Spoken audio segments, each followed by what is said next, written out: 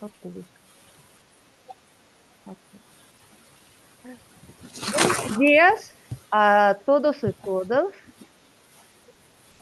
Les damos la cordial bienvenida a la sesión del Seminario Permanente Migración, Género y Derechos Humanos, Tendencias Globales, Impactos Locales, realizada en marco del proyecto 232, la protección jurídica de las niñas, adolescentes y mujeres migrantes en la frontera sur.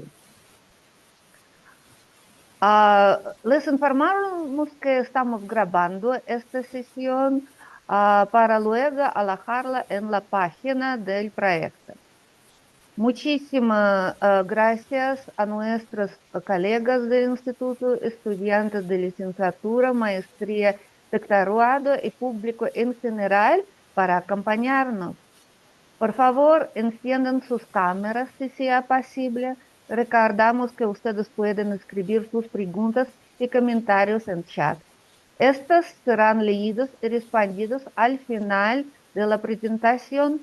Al final de presentación también van a tener la oportunidad de hacer preguntas vía el micrófono.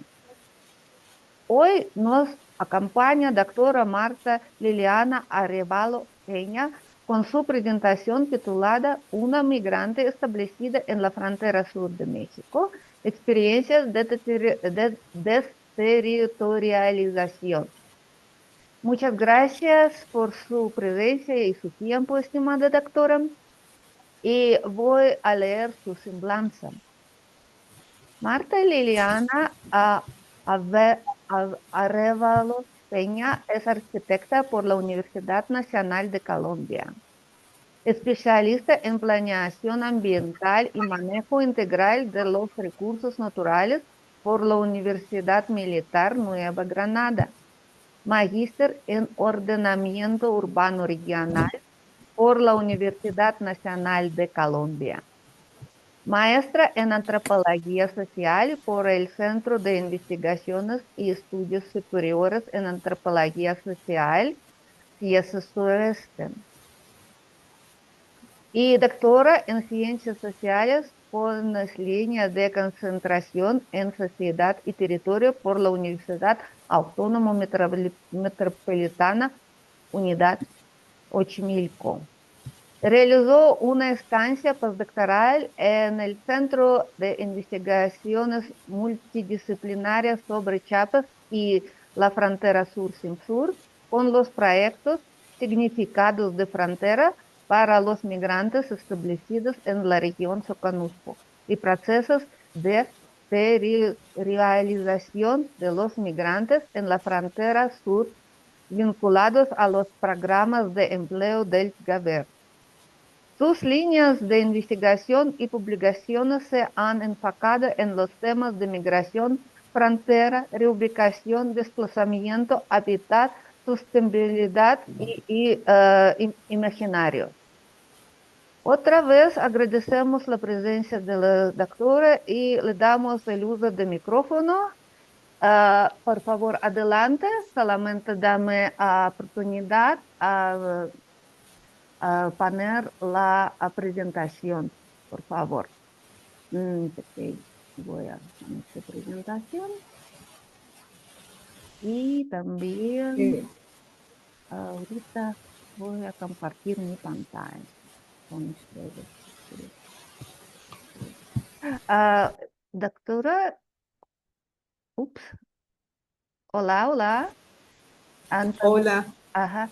Cuando usted me dicen, voy a cambiar láminas, ¿ok? Muy Entonces, bien.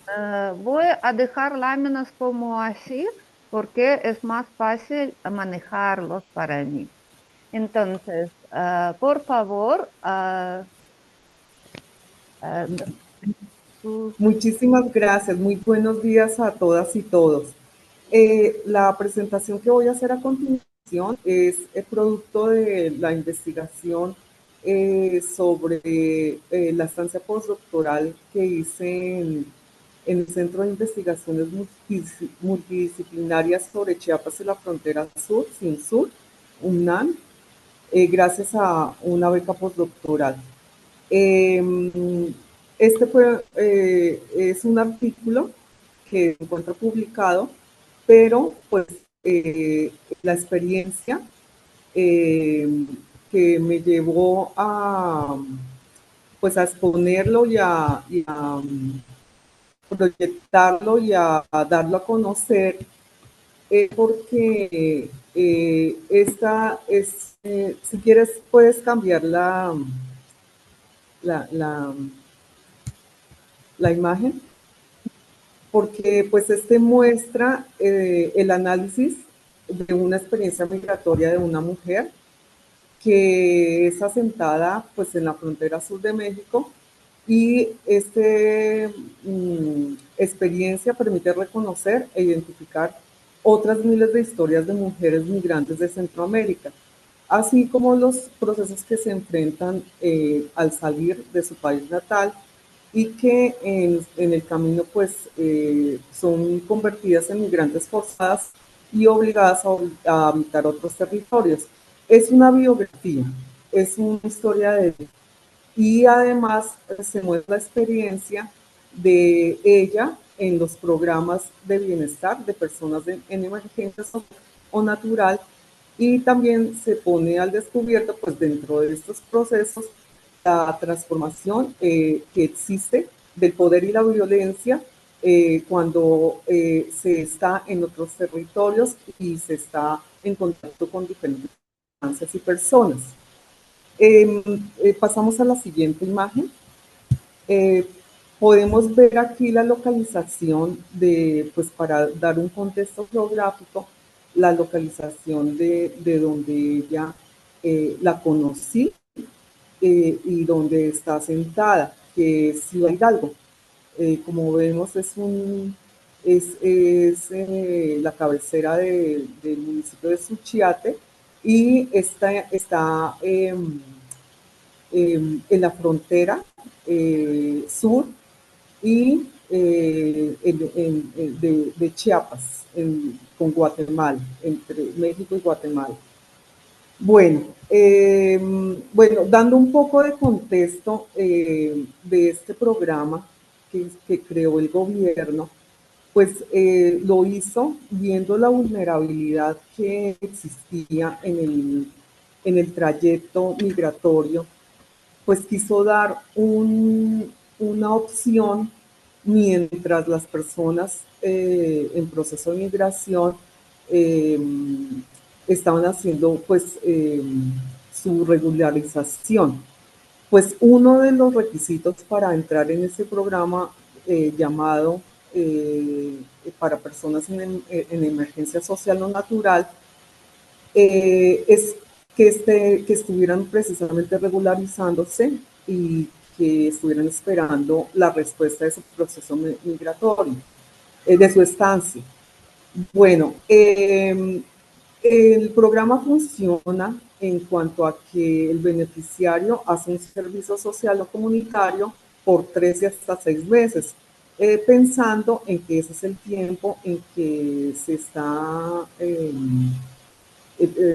haciéndose el proceso de regularización. En este caso sería el proceso de solicitar como refugiado. Entonces, tienen en este tiempo, estaba un ingreso quincenal de 2.550 pesos. Y bueno, lo que ya les dije, el requisito era estar haciendo el proceso migratorio y tener la identificación de su país natal. Y para eso, pues se debía realizar una labor social en albergues, comedores comunitarios, como preparación de alimentos, clases a menores, trabajos de traducción entre los migrantes, participación en talleres sea de artesanía, fabricación de muebles, también trabajo de recolección de basura, bueno, entre otros muchos. Si quieres podemos pasar al siguiente, eh, la siguiente diapositiva. Bueno, este programa está presente en 8 territorios. En los estados de Veracruz, está en Acayucán y Coatzacoalcos, en Tabasco, en Tenochtitlán, en Oaxaca, en Ixtepec, y en Chiapas está en Tapachula, Suchiate, Mapastepec y Tuxtla Gutiérrez. Entonces, entre los migrantes que esperan su trámite de regularización se encuentran principalmente aquellos procedentes de Honduras, Haití, Cuba, El Salvador, Guatemala, Nicaragua y del continente africano. Bueno, en este proceso, pues algunos ahorran el recurso para continuar su viaje y otros se organizan en grupos para pagar renta y otros son vinculados a empleos formales una vez que su estancia es regularizada. Bueno, esto es dando un contexto del programa. El programa, como les dije, es para emergencia social o natural y está dirigido tanto a migrantes como a personas nacionales. Entonces aquí, pues, si se encuentra un grado de vulnerabilidad, se presta esta atención y ya sea también por un ciclón tropical, una inundación, una actividad volcánica. Ah, si quieres, pasa a la siguiente diapositiva, por favor. También incendios. Entonces, dentro de esto puede estar catalogando al programa, estar siendo eh, participantes de este programa. Bueno, entonces, como les decía, este programa, como pide esta regularización, pues tiene, en este caso, se creó para ayudar, pero sin embargo también es una forma de control y de pues ver quiénes están dentro del, quiénes entran al territorio nacional y el trabajo pues es una forma también de ver, de vigilancia y además también tiene que ver con todo este tema de los medios de comunicación, de la difusión y de la vigilancia en general de, pues, de las personas que están, o sea, tiene como dos, se puede ver desde dos perspectivas. Bueno, quiero dar como un enfoque de lo que es el programa, pero en sí, una de las cosas importantes que yo quiero es que también conozcan precisamente la biografía, la experiencia de Leticia. Leticia es una mujer migrante que conocí en el Palacio Municipal de Ciudad Hidalgo. Eh, le, le pregunté que si quería dar una entrevista y ella muy amablemente me dijo que sí. Además, ella, gracias a ella, yo estaba a otros migrantes y pude en ese momento hacer mi primer año, mi proyecto de primer año de estancia postdoctoral. Esta investigación, segundo año de estancia doctoral, ya cuando estábamos en la época de la pandemia. Entonces, esto ya fue hecha por a través de llamadas telefónicas y pues gracias a ella, pues ella me permitió el proceso migratorio y cómo le había ido con este programa. Entonces, si quieres, pasamos a la siguiente diapositiva. Entonces, bueno, teniendo en cuenta que en cuanto al territorio, pues si tenemos en cuenta que el territorio, más que una cosa, objeto, el territorio es un acto, una acción, una relación, un movimiento, y además está caracterizado por la construcción de dinámicas de apropiación espacial por parte de diversos actores, ya sea sociales o institucionales, y está dada también por diferentes escalas y procesos y relaciones de poder. En este caso, la migración pues se entiende como una desterritorialización, porque hay una expulsión, una exclusión y una pérdida de conexión con el territorio de salida. Entonces se pierde el control, pues, un proceso de territorialización por quienes se mantienen en su memoria y también los conocimientos que se traen consigo y los sentimientos y los imaginarios que cada uno de las personas tiene. Entonces, por eso hablamos de una desterritorialización, porque de alguna forma en la migración hay una fragilidad y estas personas que están expuestas a la movilidad y los motivos que evidencian pues estos procesos de desterritorialización, pues se deben muchas veces a violencias o a pérdidas de, de control de sus libertades en el país de origen de diferente tipo y pues tienen que abandonar el territorio para buscar un nuevo lugar donde puedan tener control sobre su vida y su espacio. Entonces, pues sí quisiera dar algunas partes de la vida de Leticia, porque ella muestra una experiencia que puede tener muchas mujeres que están en la migración. Bueno, hay que uno de los contextos que ustedes conocen es que la presencia de las maras y los pandilleros pues son quienes azotan, pues en este caso Leticia es hondureña, entonces es uno de los principales generadores de la migración y pues a través pues de sus amenazas, daño físico y material, pues hacen de que la población pues no tengan una seguridad y vigilancia por parte del Estado. Entonces, y además muchas veces estos grupos actúan en complicidad con el Estado. Leticia siempre se caracterizó, o sea, por su capacidad de liderazgo y pues lo voy a exponer más adelante porque ella aparte de, eh, o sea, por su liderazgo y por su búsqueda de la verdad y la justicia, pues esa condición la llevó a las circunstancias desafortunadas de que fuera desplazada forzosamente de Honduras. Ella es originaria de Tela y en Ciudad Hidalgo también perdió su trabajo por, por exponer y exigir pues mejores condiciones. Bueno, Leticia nació en Tela, en el departamento de Atlántida, en la costa norte, el 28 de enero de 1976, perdón. Tiene 3 hijos y con su pareja en ese momento que la conocí llevaba 25 años de unión marital y ella fue criada por su abuela paterna porque su madre la abandonó cuando para irse a Estados Unidos cuando Leticia tenía 9 años de edad.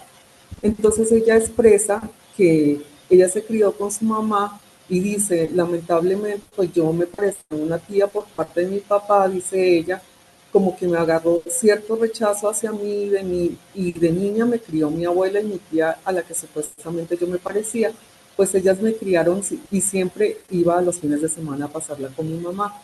Y a la edad de 9 años, cuando estaba casi a punto de cumplir los 10, mi mamá se fue, abandonó a sus 5 hijos, aunque mi papá le ayudó a criar 2 hijos que no eran de él. Mis hermanos mayores, Teresa y Chepe, no son de mi papi, pero él los crió. La última de los nenes tenía 5 años, era mi hermanita Yasmín.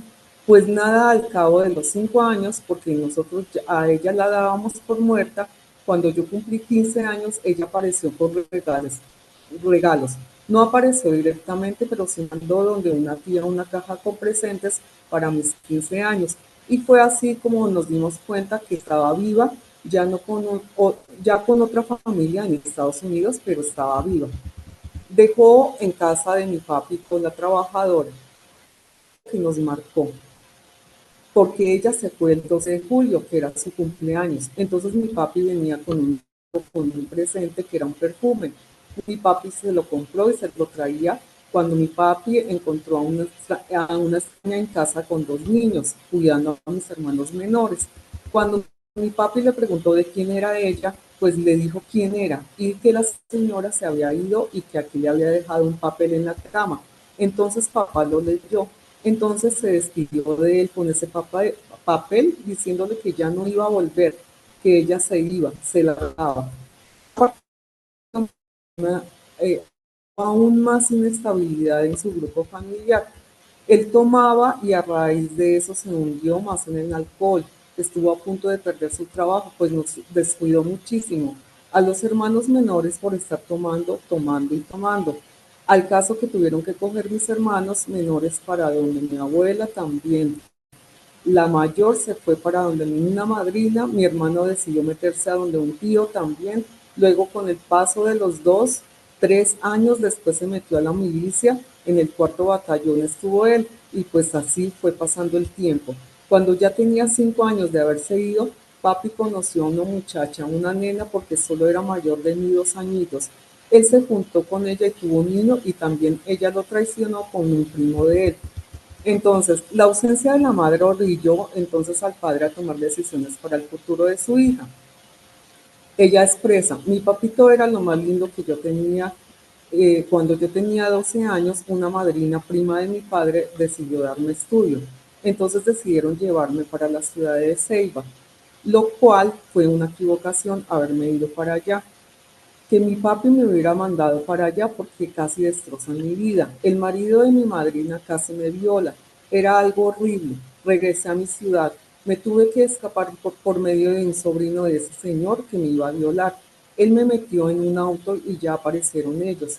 Como a la medianoche en medio de un dramonón y entonces como le dije a mi mami, a mi abuelita, porque a ella le digo mami, las pruebas lo dicen todo. Mírele su cara, mírele su cuello. Y si yo hubiera querido quitarle el esposo a mi madrina, él no tuviera esos rasguños, esas mordidas y no hubiese tratado de defenderme. Yo grité y me defendí con todo lo que yo pude. Me apoyaron mi familia, los más cercanos se dieron cuenta y como miraron los hechos, como se los dije yo, era una tortura. Pero la familia se dividió, especialmente porque la mamá de mi madrina era una tía muy especial para mí, pero se rompió ese lazo familiar que era bien fuerte, todo porque ella pensó que yo estaba pensando quitar su esposo a su hija. Así se lo hicieron creer. Ya me quedé con mi abuela, ya no pude estudiar, ya me dediqué a trabajar y luego otra vez mi papi se vuelve a quedar solo. A mí me tocó irme para la casa a ver a mis hermanos. Tras que trabajaba, llegaba a la casa a lavar, a cocinarles.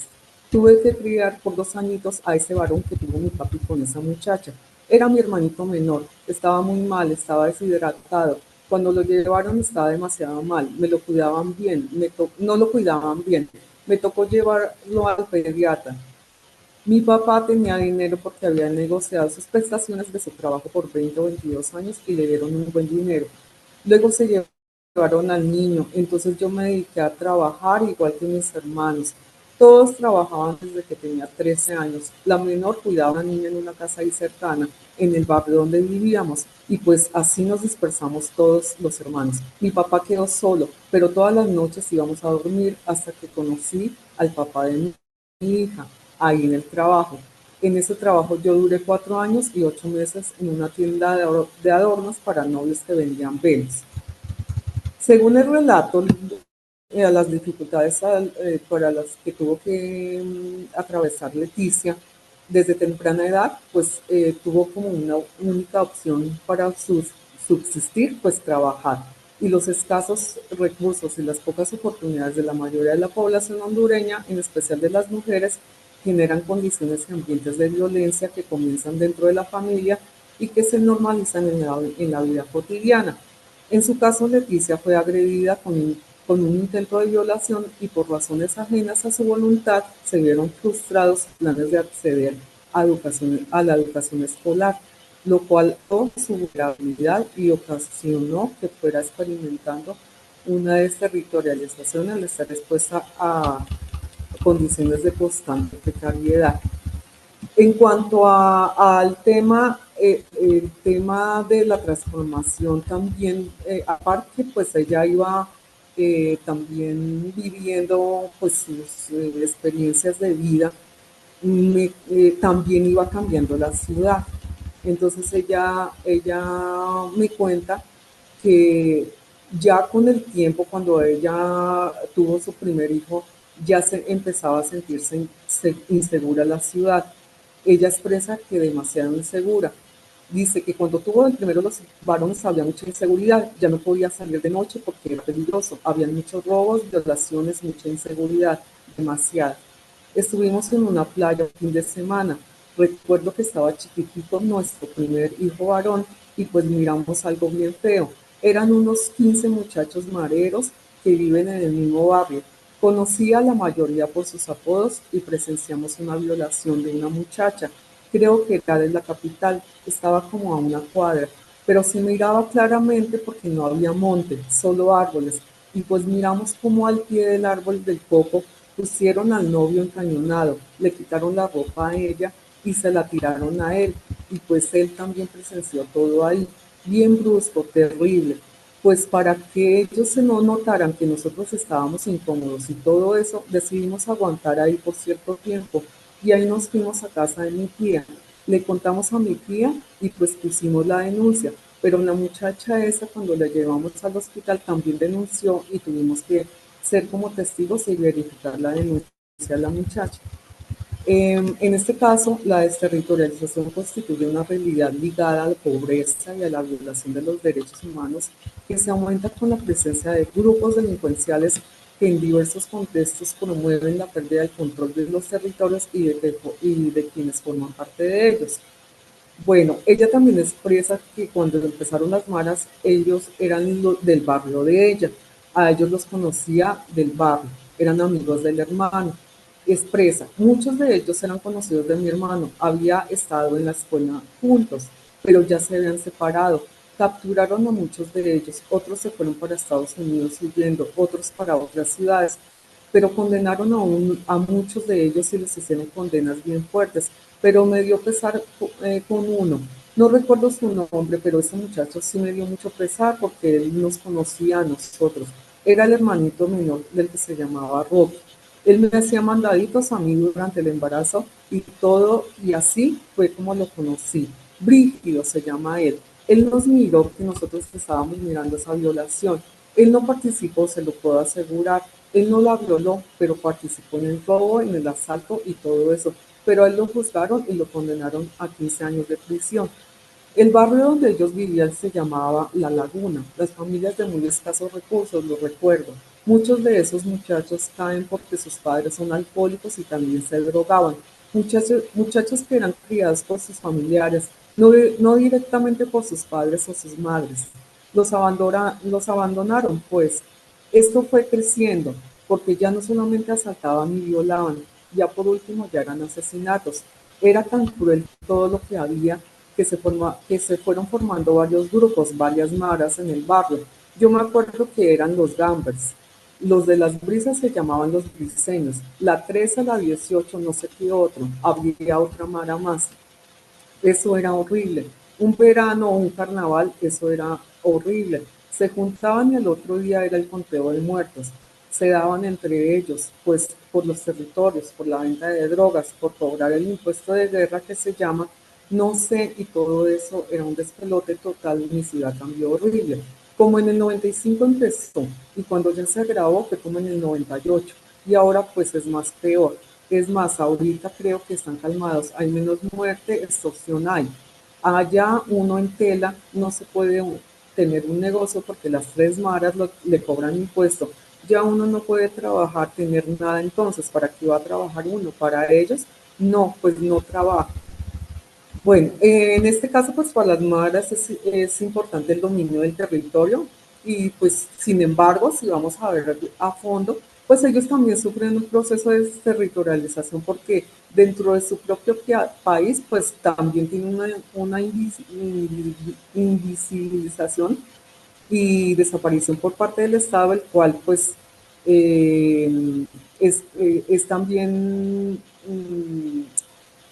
junto a los grupos delincuenciales, pues causante de la pobreza, del destierro y la exclusión de los habitantes. Y a estos grupos pues tampoco les ofrecen oportunidades dentro de las políticas estatales, pues son inexistentes los programas de prevención, por ejemplo.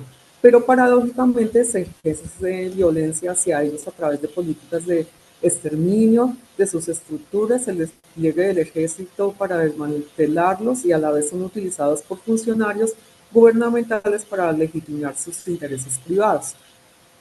¿Por qué lo digo? Porque precisamente lo que le sucedió a Leticia era que a continuación lo voy a exponer, pues fue producto de esta situación entre funcionarios gubernamentales y las maras. Ella expresa que cuando estaba en un proceso de un proyecto en su barrio, y ella dice, pues la verdad en mi barrio, en mi colonia me eligieron. Todo empezó por algo tan insignificante, una simple protesta mía, que lo vi injusto. Entonces brinqué en esa reunión, era una reunión sobre un agua, el agua de la colonia, que querían poner un pozo y pues la tierra ahí no es adecuada para hacer un pozo. Era mejor que tuviéramos agua potable, agua natural de la montaña. Y pues nos querían quitar esa agua natural y nos querían poner un agua que tenía no sé qué cuánta cantidad es decir, que no se podía beber, insalubre, porque hasta salada era. Entonces no se podía, no sé ni de dónde, que yo brinqué, le dije que no permitía. Fui la primera en brincar y ahí agarraron los demás vecinos y empezaron a protestar. Y sí, y ya cuando llegó el de la Coca-Cola, porque alguno tenía que ver con el de la Coca-Cola, pero no sé qué tanto vínculo tenía ese señor con los mareros, que vino él y me preguntó directamente que por qué me oponía. Y yo le dije, ¿cómo se va usted a creer que nosotros vamos a querer esa agua con ese primer pozo, ya que pueden comprobar que ni se puede ni bañar? Usted se baña y le queda la piel como si hubiera ido al mar, con salitre encima. No se puede ni lavar ropa, porque igual ni el jabón hace espuma. No se va a cocinar con esa agua salada. Esas son obvias razones por las que yo no quiero. Ah, es que no solo usted, yo tampoco, yo tampoco. Y así pues se fue creciendo el grupo. Pero como ellos miraron que la que protestó principalmente por eso fui yo, a mí me decidieron ponerme como su presidenta. Me chingué la vida, en pocas palabras, porque yo no sabía que la Mara estaba detrás del patronato. Sí, lamentablemente. Como que era gratis porque la tubería supuestamente la daba el gobierno de España y pues el pozo lo donaba la Coca-Cola. Y a última hora terminé sabiendo que después iban a cobrar 100 lempiras mensuales a cada casa. No permití la construcción. Después de eso hubo un gran problema porque de ahí se metió el alcalde.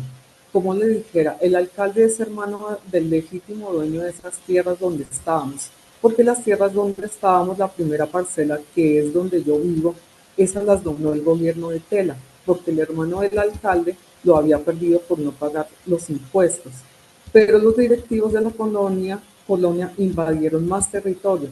No se conformaron con la primera etapa, vinieron e invadieron. En la colonia más grande que había de Tela es la 15 de septiembre, estaba dividida en 3 etapas. Entonces eso fue un grande relajo porque ya se metió el alcalde, el hermano del Cerón, del alcalde, y ya nos ubicó, nos llamó y pues ya nos utilizó.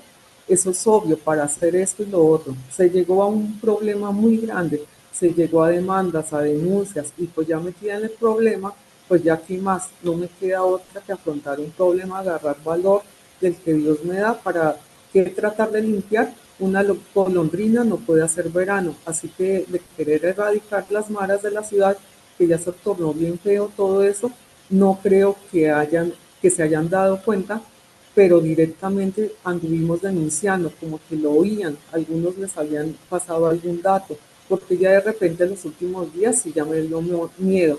Fueron como 2 o 3 mareros a enseñarme sus armas, porque a eso iban a enseñarme sus armas. Se paraban frente a mí, a mi casa, en la moto se levantaban de sus playeras, pues mostrando sus armas.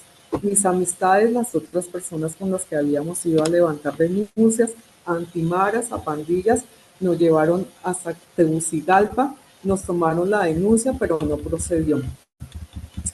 Bueno, aquí nos cuenta Leticia que ya al final ya tuvo tanto miedo porque era ya tanto el hostigamiento que tuvo que salir de su casa y migrar a México. Entonces, en ese caso, ella dice que ya no tuvo otra opción sino salir de su casa. entonces dice que la vida de su familia en Honduras después de la migración significó un cambio para todos, al igual que para ella. Y también al estar en México, el hecho de que ella hubiera podido subsistir como mujer migrante y cambiar el rol que estaba cumpliendo originó también un giro en su trayectoria de vida y en la forma de verse a sí misma como autora de su propio destino. Pues ella decía que en su país una persona a los 35 años pues ya no podía trabajar, ya no encontraba trabajo, pero que cuando llegó a México vio que sí lo podía hacer y que en un principio tuvo 3 trabajos y que fue muy agotador, pero que ella se dio cuenta que pudo valerse por sí misma, sacar a sus hijos adelante, porque sí se trajo a su hijo menor, dice que pagaba su casa, les daba de comer, compraba sus cosas personales y todo lo hacía ella solita. Entonces ya ella no necesitó, ella expresa que no necesitó de nadie más ni de un hombre para salir adelante. Ella también dice, la relación con mi pareja ya se había tornado bien fea. Yo creo que solo me duró 5 años la felicidad y pues cuernos empezó a salir a diestra y siniestra con cuanta falta se le cruzara. Vivía muy mal, de lo que él me quisiera dar, de eso tenía que vivir. Entonces, la migración, pues para Leticia no solamente significó un desplazamiento y dejar su vida en Honduras, también generó un proceso de reterritorialización que se manifestó en su empoderamiento, donde tuvo que asumir toda la responsabilidad de ella y de sus hijos, con quienes realizó el viaje. Y durante sus últimos 25 años, pues ella ejerció actividades de ama de casa y no tuvo otro empleo. Y pues antes de trabajar y vivió pues con su abuela y pues fue todo un cambio. O sea, vivió primero con su abuela y luego pasó a vivir con su pareja. Y al llegar a México sí tuvo que enfrentarse a vivir y a estar sola con sus hijos, con la responsabilidad de sus hijos. Entonces, expresa que también cambió todo su proyecto de vida. Entonces, otra experiencia, ya estando en Ciudad Hidalgo, ella ya cuenta también otras experiencias que tuvo cuando llegó. Entonces dice que también sufrió mucho maltrato y violencia. Pues dice que pues la primera expatrona que yo tuve es catracha, pero se siente más mexicana que los mexicanos. Y sí obtuve varios maltratos ahí y mucho abuso en el sentido en lo que entrábamos a trabajar a las 6 de la mañana y no tenía, podían ser la 1, las 2 de la mañana y yo trabajando y aún hasta mis hijos, porque ellos me ayudaban para que yo acabara rápido, pues ellos lavaban las mesas, lavaban el piso, me ayudaban a lavar trastes mientras yo colocaba y arreglaba, pues ellos miraban mucho trabajo para mí, pues entonces ellos me ayudaban y aún así la señora era muy difícil su carácter. Y aquí ahorita donde estoy, pues donde estamos es muy fuerte el trabajo, por poco dinero, sí, por 100 pesos diarios, pues no se vale, pues no, es que estamos acostumbrados en nuestro país a que se trabajan 8 horas laborales, ¿verdad? Y si se trabaja más, podía ganar horas extras que se pagaban. Aquí no, aquí se trabajan de 12 a 12 y por lo mismo, y si usted tiene y si usted tiene que ser la fuerte, que es hora de la salida, debe irse.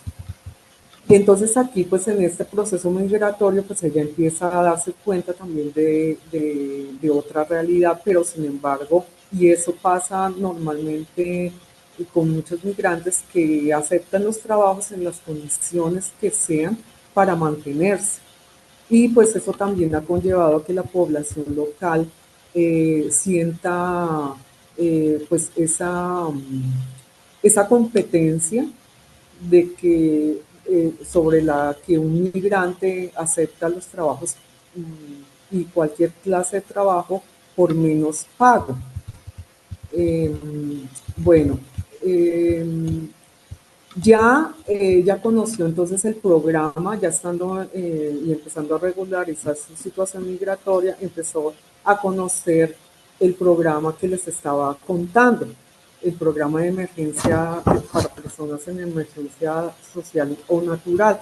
Entonces ella expresa lo siguiente sobre los funcionarios, dice, deja mucho que desear. Para yo poder tramitar, para poder adquirir una cita con el licenciado Sergio, a mí me costó no semanas, meses.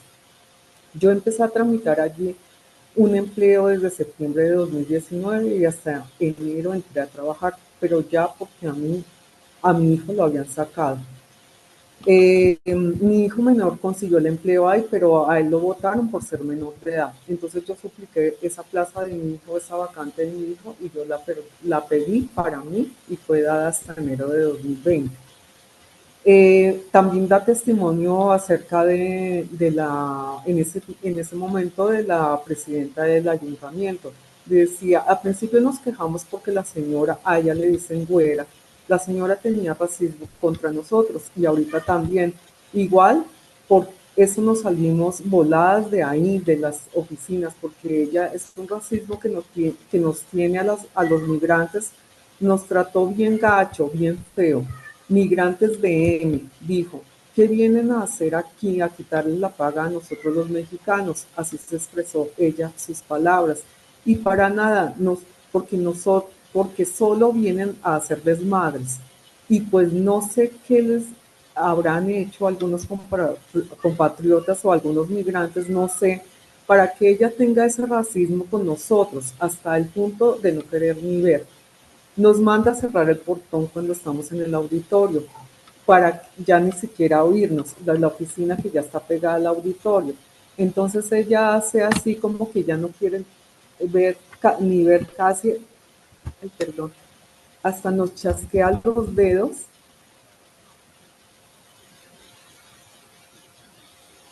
Ay, perdón. Dice, ay, perdón, disculpen un momento, por favor. Discúlpeme, por favor.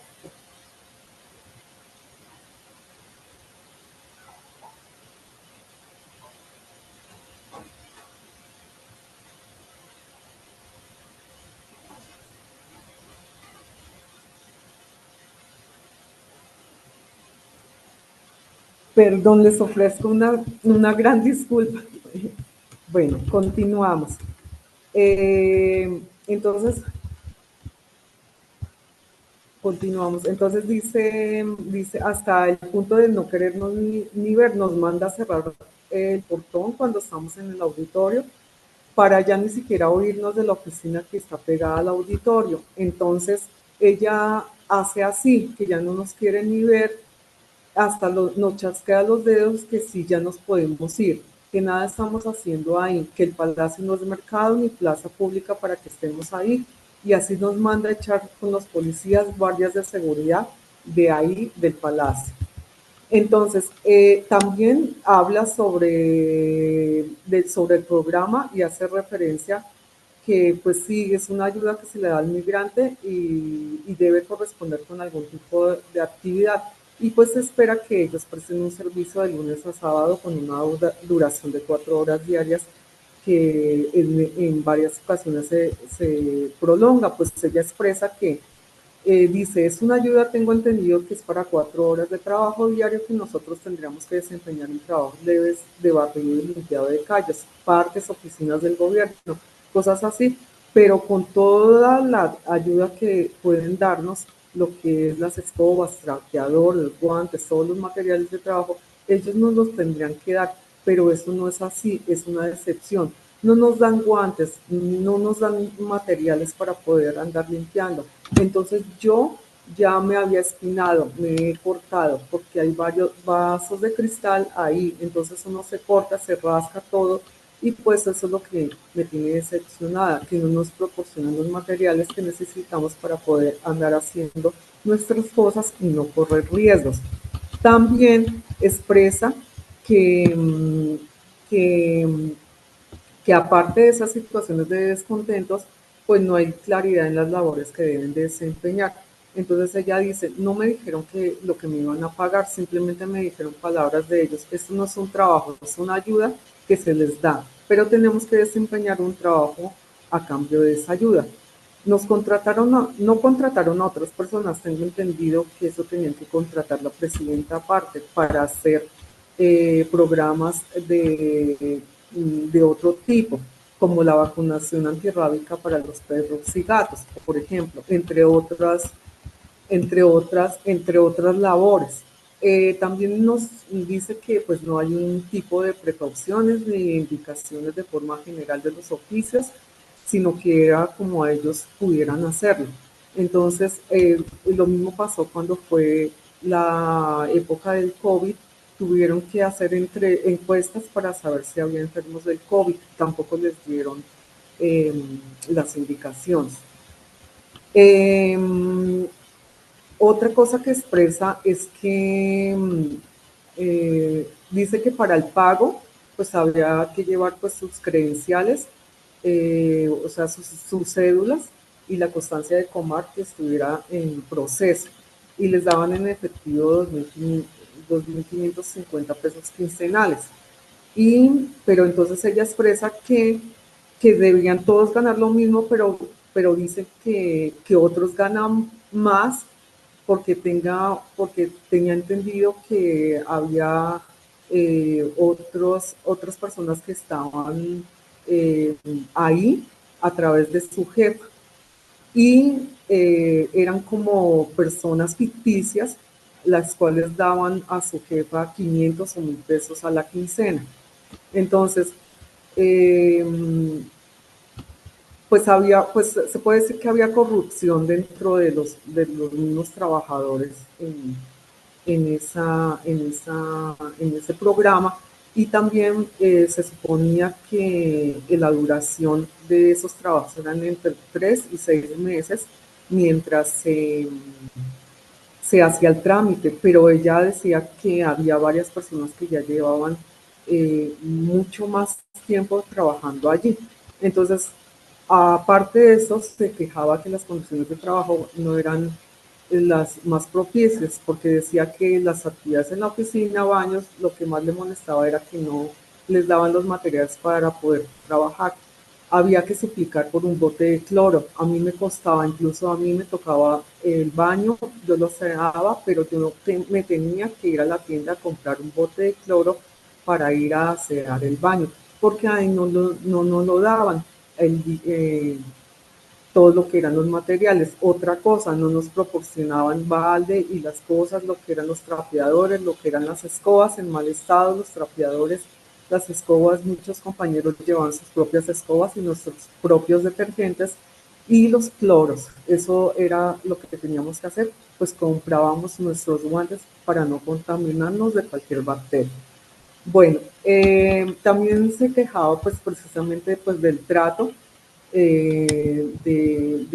hacia ellos en general, pero que pues ella siempre recalcaba que pues había muchas personas que no podía hablar por todos, que no venían pues a trabajar, pero que en general la gente que venía pues era a superarse y a trabajar bien.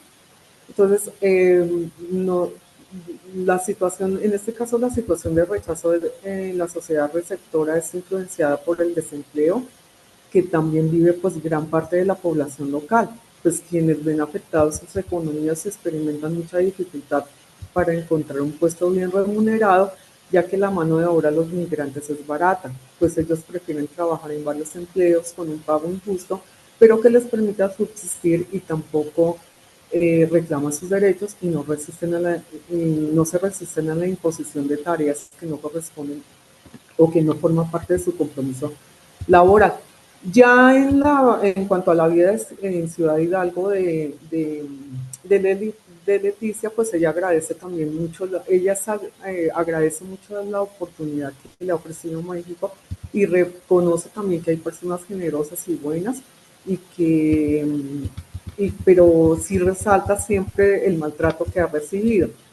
Eh, También dice que todo lo que ha conseguido ha sido con un gran esfuerzo, que extraña a su familia, pero que hay dentro de su, si quieres puedes pasar a la siguiente diapositiva. dentro de, por ejemplo, ya dentro de su vivienda, ya ella habla, pues esa es la vivienda de Leticia, y también hay un mapa mental de cómo ella ve la ciudad de Ciudad Hidalgo, y pues ahí se resaltan pues los lugares que ella frecuenta, ¿no? Entonces ella habla de que ahí, como hay muchas personas migrantes, muchas veces se reúnen para hacer comida de Honduras. Y ya se organizan con las amigas también. Si quieres pasamos a la siguiente. En esas fotos vemos que, bueno, ella dice que mandó traer sus fotos de tela para recordar pues su lugar, que eso sí lo tiene sus fotos y que lo que más le gusta es su cuarto y que su hijo pues siempre está ahí en el cuarto. Como vemos, las fotos son tomadas por ella, pero entonces ella dice que pues ahí se siente segura porque pues y se siente también que ha podido mantenerse ella. Entonces habla sobre eso. Eh, bueno, bueno, ahí vemos la vivienda de ella. Eh, bueno, en cuanto a, pues también precisamente a la vez que hubo un proceso de desterritorialización de Leticia, que tuvo un descontrol de su vida y que tuvo que salir de su terruño, pues también se originaron prácticas de apropiación en la frontera que afianzan su identidad, por ejemplo, tales como la convivencia con las personas pertenecientes a la misma nación y además pues mantiene una relación con su familia a través de los medios de comunicación, es decir, que existe un territorio físico y otro virtual, y ambos de gran importancia para su vida, ya que le permite tener una apropiación tanto del territorio de origen como el de llegada. Bueno, ya también, bueno, en cuanto, bueno, les comento, Leticia perdió su trabajo en este programa porque, pues desafortunadamente, y en ese momento había un proceso en el que iban a, pues dijeron que ya el tiempo había acabado, pero sin embargo, como ya expresa, habían muchas personas que habían estado mucho más tiempo en ese proyecto, pero según me comenta, pues una de las cuestiones también fue que ella les pidió el favor a varias compañeras que si me podían dar una entrevista sobre el programa. Entonces se enteraron los funcionarios y ellos dijeron que al no ser yo mexicana, yo no tenía ningún derecho a pedir ninguna información sobre el programa, porque yo estuve mucho tiempo llamándolos, enviándoles cartas para que me dieran una entrevista sobre el programa. Y era sobre el funcionamiento. Y las entrevistas a las mujeres eran sobre el funcionamiento del programa, cómo era su experiencia. Pero desafortunadamente en todo el proceso, pues Leticia la despidieron. Y, y, y ya por eso tuvimos este tipo de, se trabajó sobre su trayectoria de vida, porque ya no pude inicialmente hacer lo que inicialmente había pensado, que era haber trabajado sobre el proyecto del programa, de la experiencia del programa de las personas en general, no solamente de mujeres, sino de quienes me pudieran conceder la entrevista. Bueno, ya para terminar en las consideraciones finales, si pudiéramos pasar a la siguiente diapositiva, entonces pues se puede decir que en los relatos de las experiencias de vida pues se pueden reflejar pues las dinámicas de expulsión de los territorios, de las formas, de diferentes formas de poder, También son prueba de la pérdida de valores de una sociedad y del aumento de desigualdades y de la pobreza de la población. En este caso, pues por varias, como ya habíamos expuesto, por pues el Estado, instituciones, ¿no? Y bueno, si tenemos en cuenta pues también el modelo capitalista en el que estamos, ¿no? Entonces también se observa dentro del proceso de migración la construcción de relaciones de poder, de violencia, de vigilancia, de control, pues que también se hace a través de sus programas, a través del trabajo. Entonces, pues también pues, podemos decir que la experiencia de la migración supone cambios significativos en la trayectoria de la vida de las personas. Se origina también un empoderamiento y procesos de adaptación a través de la apropiación del territorio y el trabajo pues constituye una forma de crear lazos hacia los territorios, pues permite arriesgarse y tener una experiencia en ese lugar y en esa forma de trabajo, ¿no?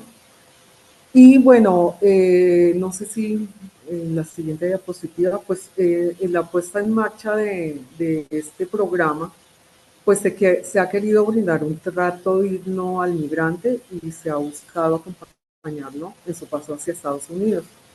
Y pues, pero en tanto, pues se debe tener en cuenta que los funcionarios y los servidores públicos no solo están en la obligación de cumplir con su trabajo, sino que deben ser un ejemplo de buen trato y educación hacia las personas que acuden a ellos. Y pues entonces en ese caso pues es importante hacer un seguimiento de los programas dirigidos a la población migrante y a los funcionarios que están a cargo de prestar este servicio mediante capacitaciones desde una perspectiva de los derechos humanos que brinde claridad de cuáles son los deberes y derechos de cada una de las personas que participan en el proceso migratorio. Y bueno, en el caso de Leticia, pues su experiencia de territorialización implicó una necesidad de buscar un nuevo territorio en el cual vivir sin amenazas. Originó la necesidad de territorializarse, por lo cual decidió migrar. Vive en constante proceso de construcción del territorio para sentirse en casa. Sin embargo, su condición de migrante es motivo de dificultades y malos tratos. Entonces, conocer la experiencia de Leticia permite reflexionar acerca de los muchos casos de desplazamiento forzado. Sin embargo, por medio de ella se puede comprender que existen procesos sociales comunes de personas migrantes que, como ella, viven en la frontera sur y afrontan contextos y circunstancias similares. Y pues los procesos de territorialización de Leticia en Ciudad Hidalgo corresponden en la mayoría de los casos a lugares puntuales que están relacionados con su empleo, la satisfacción de sus necesidades básicas, es decir, la casa, el trabajo, por ejemplo, el supermercado. Su apropiación pues da cuenta de su vida cotidiana y lo que es necesario para vivir. La relación con personas procedentes de su país afianza su identidad con la reproducción de prácticas cotidianas propias de su lugar de origen, generando un continuo proceso de desterritorialización y reterritorialización de su vida en la frontera. Y los migrantes pues viven en constante proceso de territorialización, especialmente quienes se desplazan forzosamente, ya que son obligados a intensificar la búsqueda de una reterritorialización que les permita un control sobre el nuevo territorio y mantener una relación con el territorio de partida. Bueno, en este caso, ya haciendo pues esto, bueno, haciendo un balance de lo que nos cuenta Leticia sobre su vida y todo su proceso de migración, pues realmente la migración se puede decir que cambió su vida y también se convirtió en otro proyecto de vida. La última vez que yo hablé con Leticia, ya ahí sí cambió, pero ya se había hecho este artículo y se había publicado, pero ella ya no está en Ciudad Hidalgo, está en Tijuana. Y en ese momento me comentó que estaba buscando trabajo y lo más posible es que hubiera seguido su camino hacia Estados Unidos. Perdí contacto con ella pero, pero ya no se quedó, o sea, en un principio ya me había expresado que ella se iba a quedar en Ciudad Hidalgo, iba a permanecer ahí. Sus hijos iban a Honduras, regresaban, o sea, tenían ese, como ese cambio de vida también. Pero sin embargo, ella ya se fue cuando estaba en Tijuana, la última vez, ya estaba sola. Entonces, seguramente su, su fin es llegar donde su mamá, que está en Estados Unidos. Y bueno, eso era lo que les quería comentar, pues de esta experiencia de Leticia, de su, de su biografía, esta historia de vida, que pues es muy diciente y que pues son experiencias y momentos de vida que muchas mujeres migrantes pueden estar teniendo con estos programas, ¿no? Bueno, ella fue afortunada porque de alguna u otra forma consiguió estar dentro de este proyecto, que pues sí era una gran ayuda para las personas que yo pude conocer. Pero la última vez que fui a Ciudad Hidalgo, lo que tuve entendido era que ya las personas que tenían esa participación ya se puede decir que seguían ahí, ya no estaban recibiendo como tal eh, a otras personas migrantes, pero eso fue en el caso de Ciudad Hidalgo. No puedo decir de otros lugares, pero también habría que hacer un seguimiento sobre esos programas. Y bueno, esto sería todo por mi parte. Si quieres cambiarla, muchísimas gracias y pues estoy atenta a sus inquietudes u, u observaciones. Muchas gracias. Muchas gracias, doctora. Fue muy interesante. A veces necesitamos ver estas experiencias en tan profundidad y detalles como usted nos presentó para entender todos matices de la vida de la persona. Y aunque usted puso lentes teóricos desde conceptos de desteriorización, terrorización, reterialización, también tal vez algunos de nuestra auditoría puede implementar sus lentes teóricas a esta experiencia y puede su historia de Leticia provocar algunas, digamos, desarrollos en sus conceptualizaciones, investigaciones, estudios también. Ujú. Muchas gracias. Ahorita hay espacio para ustedes, para nuestro auditorio, a preguntar, a discutir cualquier pregunta, duda. Por favor, este es el espacio para preguntar, doctora. Levanta su mano electrónico y yo voy a dar, ah, abrir micrófono.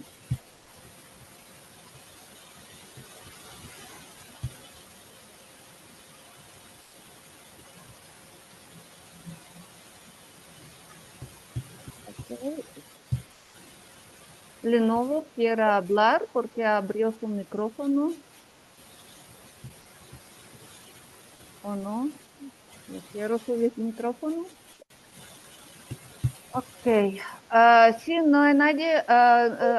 También ustedes pueden escribir sus preguntas en el chat. Ok, para romper el hielo, yo espero que esta es. Voy a preguntar a ustedes. Yo como tengo muchas preguntas, primero quería preguntar a ustedes, a usted, ¿cómo puede definir qué para usted es proceso de territorialización? reterización y ¿no? Como estos dos conceptos, por favor. Sí, bueno, con gusto. Pues estos procesos, bueno, cuando hablamos de territorio, como conocemos que el territorio es un proceso de apropiación donde diferentes grupos sociales en ese proceso de apropiación ejercen acciones, vivencias a través de sus decisiones. En el caso de los procesos de desterritorialización, reterritorialización, estos procesos se dan a la misma par que se hacen los procesos de apropiación, es decir, que nosotros siempre estamos eh, siempre estamos desterritorializándonos y reterritorializándonos porque estamos apropiándonos. Es decir, cuando nosotros cambiamos o ejercemos diferentes acciones, realizamos estos procesos. En el caso de la desterritorialización, son procesos de pérdidas de control, pero nosotros como seres humanos no, no vamos a perder ese control totalmente, sino que al mismo tiempo se produce un proceso de reterritorialización al retomar ese control, porque necesitamos el territorio, esa apropiación para nuestra vida, para, para, para nuestra para hacer nuestras acciones como seres humanos y estabilizarnos, buscamos estabilidad. Entonces son procesos que se han estudiado y hay varios autores que han trabajado esa parte como de Luz, Guattari, Hasberg, tratan de estos temas de la desterritorialización, reterritorialización y otros muchos. Entonces es eso, el territorio tiene esos procesos para estar apropiándose, no es continuo, es cambiante. Por eso se habla de estos cambios. Ok. Entonces, de aquí surge otra pregunta. Yo voy a tomar ustedes, querida auditorio, piensen sobre sus preguntas. Ah, Mira, aquí Ana Karen, pero primero yo. Yo empecé. Ujú.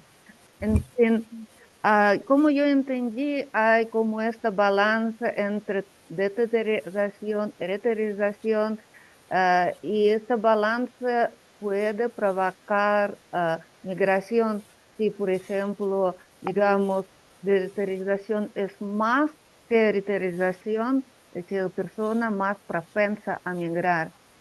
Entonces, esto es interesante porque como en su presentación yo vi mucha influencia a estos procesos, este factor de violencia, que es como concepto también muy complejo.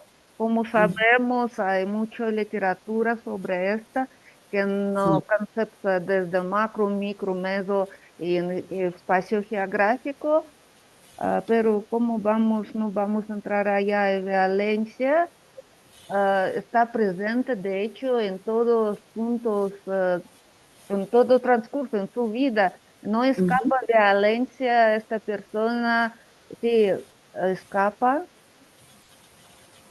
como vive en este espacio, vive a otra y en transcurso es violencia y en el lugar donde está hay violencia.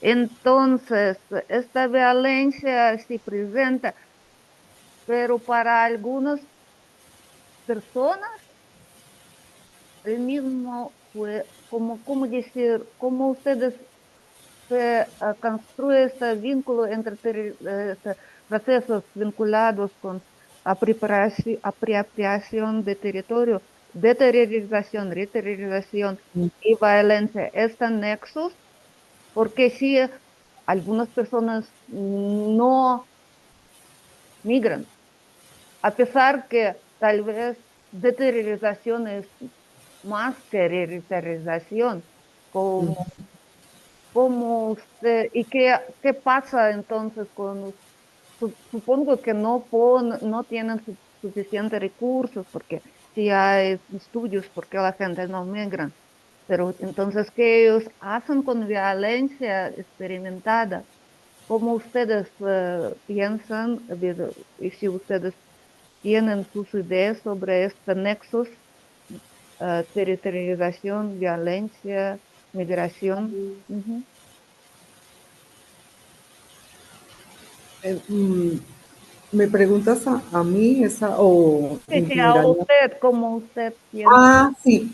Mira, es que estos procesos del territorio, o sea, bueno, hablamos de la migración o hablamos de los desplazamientos, pero también estos procesos se presentan a diario en la vida cotidiana de los seres humanos.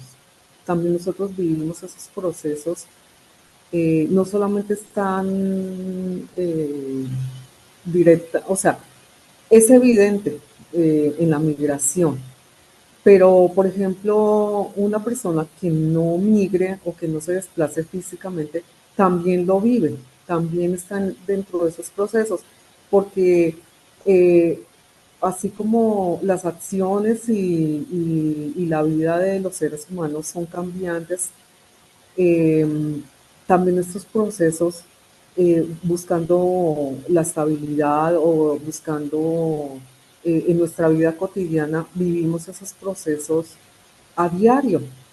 O sea, siempre estamos buscando el control de nuestras vidas, el control de tanto de lo físico como de lo eh, mental, y esto es también parte de estos procesos de desterritorialización, reterritorialización.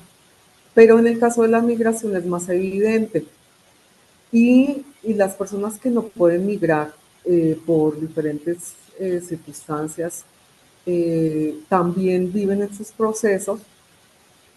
En el caso de la violencia, pues precisamente esta pérdida de control de estar viviendo dentro de estos territorios llenos de inestabilidad, pues estas personas de alguna forma se adaptan. Y en esos procesos de adaptación también existen esos procesos de desterritorialización y reterritorialización. Es decir, esto se da en diferentes niveles, desde lo más propio hasta lo más global. Y pues para, por ejemplo, en este caso, para el tema de la migración, es súper apropiado. O sea, los temas de territorio. En el caso del territorio, es algo también muy interesante en cuanto a que estas personas que migran llevan también su territorio en ellos. O sea, ya no de manera física, pero sí con sus conocimientos, con sus sentimientos, y en la forma como se apropian en otro lugar, es precisamente expresión de ese territorio que llevan consigo. Entonces ahí hablamos de reterritorialización, porque todos los conocimientos que llevan desde su país de origen, ya sea desde su idioma, desde su comida, desde sus costumbres, desde, desde su idea de cómo, de su vivienda, y lo llegan a plasmar a otro lugar, pues llevan consigo esos conocimientos sobre territorio, sobre su territorio, y ahí pues hay un proceso de reterritorialización. Entonces, esto es un proceso, por ejemplo, que tiene diferentes niveles. O sea, en este caso es un proceso en la migración, un proceso, pues se puede decir, bastante largo, de reconocimiento, por eso también se habla de la identidad, porque pues en todo este proceso de estar apropiándose nuevo territorio sale a flote sus pensamientos, sus ideas, sus conocimientos, eh, sus costumbres y precisamente si lo vamos a ver en un contexto más propio, nosotros a diario también vivimos estos procesos en cuanto a nuestra forma de afianzarnos, nuestra identidad, nuestras costumbres, si algo no lo tenemos, si algo se nos quiere salir de control, pues automáticamente buscamos ponerlo otra vez en orden, ¿no? Entonces estos son los procesos de los que se habla, porque pues el territorio no solamente es el pedazo de tierra, sino si hablamos de manera más íntima, pues nuestro cuerpo es nuestro primer territorio, ya eso lo conocemos. Entonces, desde esa parte de mantener el control de nuestro cuerpo, nuestra disciplina, ahí hay procesos de desterritorialización, reterritorialización. Entonces, esto se da en diferentes contextos, en diferentes niveles. Y lo mismo pasa si vamos a ver, bueno, nuestro cuerpo, nuestra vivienda, nuestro entorno, y en este caso, pues a nivel más global, pues ya viene toda la parte, en este caso es un ejemplo, ¿no? Porque hay muchísimos más ejemplos, pues un ejemplo es la migración, los desplazamientos forzados, bueno, muchas como de estas circunstancias, ¿no? Muchas gracias. Yo vi manos levantados. Por favor, ¿quién fue primero? ¿Ana Karen o Linés? ¿Quién quiere primero? Buenos días. Ana Karen. Ujú, por favor. Mi pregunta sería, ¿cómo se podrían mejorar las condiciones del acceso a la justicia para los migrantes? ¿Cómo se puede? Mira, por ejemplo, en el ejemplo, bueno, no yendo más lejos, en el caso de la exposición, por ejemplo, siento que el trato del funcionario público, o sea, el conocimiento de sus, tanto de sus funciones como trabajador público, y del conocimiento de lo que debe hacer y si está precisamente atendiendo pues a diferentes tipos de personas, entre estas a personas migrantes, pues también tener una capacitación para que haya un trato, un buen trato, una buena información, una buena guía, el conocimiento de que son funcionarios públicos y que deben eh, pues cumplir con su deber, ¿no? Pero en este caso sí faltaría personas más idóneas para estar en estos cargos públicos, porque pues solamente fue una historia de vida de Leticia, pero cuántas historias de vida no hay. Y, y bueno, cuando uno va a profundizar se da cuenta de todas esas cosas. Pero en general, si se pregunta en general, pues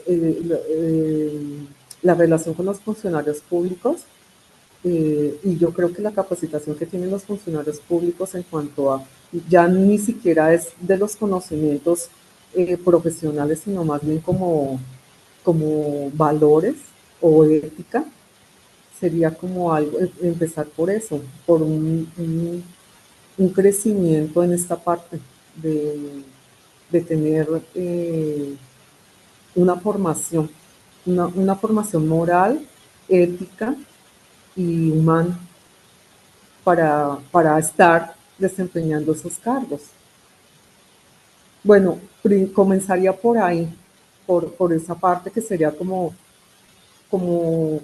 que es pequeño, pero es grande a la vez, porque es el trato que recibe el migrante o la persona migrante cuando llega, ¿no? Y quiere información o quiere una guía. Bueno, eso sería. No sé si contesté tu pregunta o Sí, quisieras. gracias. Sí, bueno, con gusto. Muchas gracias. Inés.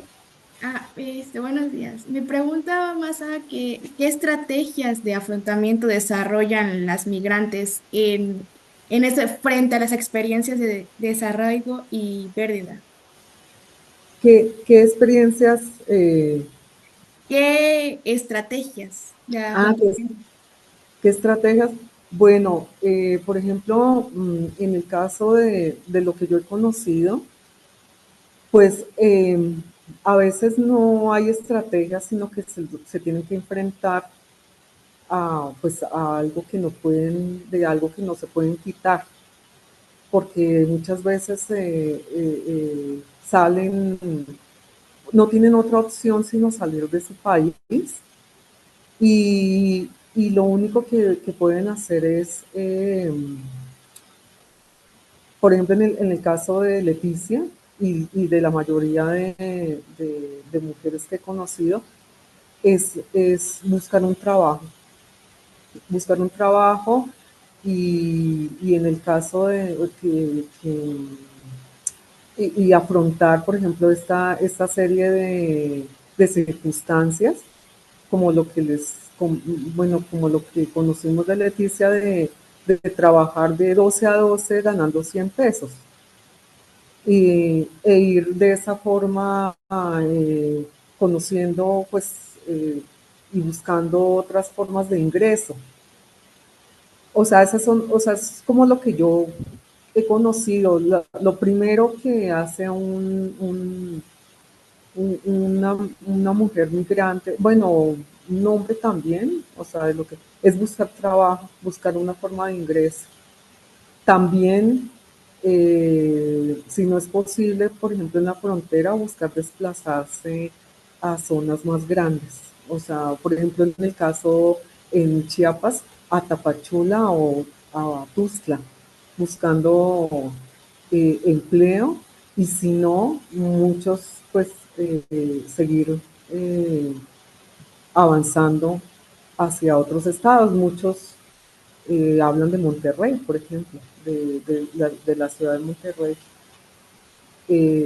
buscando pues empleos mejores remunerados.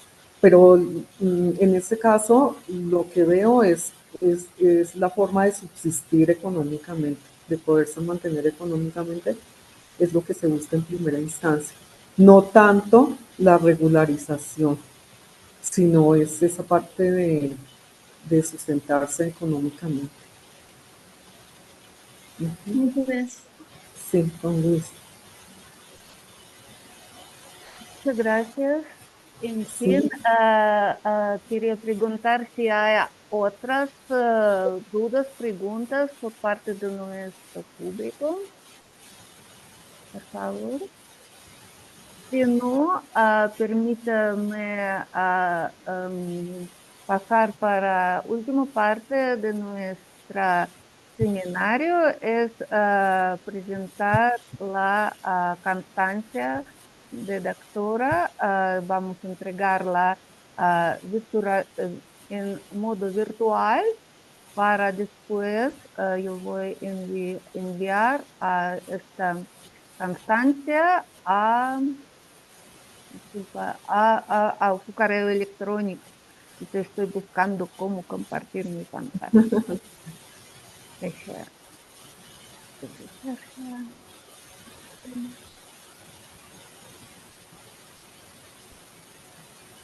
Entonces,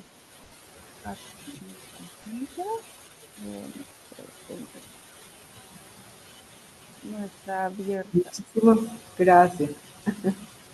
Entonces, la universidad Autónoma de Chiapas, a través del Instituto de Investigación Jurídicas, otorga la presente constancia a Marta Lilia Arevalo Peña por su destacada participación como ponente de una migrante establecida en la frontera sur de México, experiencias de desterritorialización en el Seminario Permanente Migración, Género y Derechos Humanos, Tendencias Globales, Impactos Locales, llevado a cabo en modalidad virtual el 4 de diciembre de 2024 en el marco del proyecto 232 Investigadores, Investigadores por México,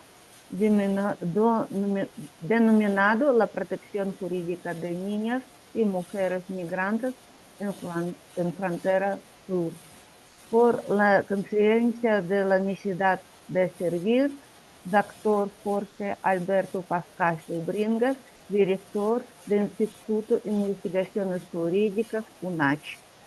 Muchas gracias, doctora. Gracias. Otra vez por su tiempo y yo voy a enviar esta constancia para usted. La única cosa que ahorita estoy pensando cómo terminar. Yo pienso que ahorita, eh,